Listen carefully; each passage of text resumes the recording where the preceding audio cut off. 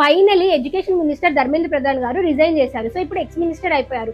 దీన్ని అందరూ సెలబ్రేట్ చేసుకుంటున్నారు. స్టూడెంట్స్ అందరూ కూడా ఇది మా సక్సెస్ అన్నట్టుగా సెలబ్రేట్ చేసుకుంటున్నారు.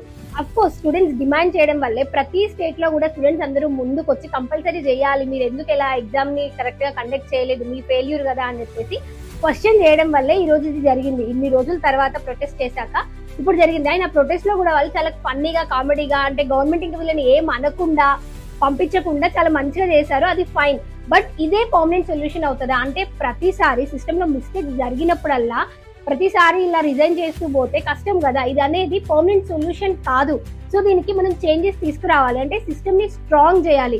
ఎవరైతే ఎంపీ గానీ, ఎమ్మెల్యే గానీ, మినిస్టర్స్ గానీ, సీఎం గానీ, పిఎం గానీ ఎవరైనా సరే మేము ఏం చేసినా నడుస్తుంది అని అనేలా కాకుండా, అమ్మో మనం తప్పు చేస్తే క్వశ్చన్ చేస్తారు, మనం పనులన్నీ కరెక్ట్ గా చేయాలి, చాలా కరెక్ట్ గా ఉండాలి అని అకౌంటబిలిటీతో ఉండేలాగా మనకి సిస్టమ్ లో చేంజెస్ కావాలి.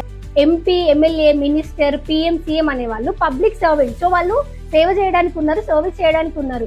కానీ వాళ్ళకేదో హీరో వర్షిప్, వాళ్ళకి డివోటీస్ అయిపోయి అట్లా ఉండడం అయితే కరెక్ట్ కాదు. మనం వాళ్ళని క్వశ్చన్ చేయాలి, మన సిస్టమ్ లో అన్ని చేంజెస్ జరిగేలాగా చూసుకోవాలి.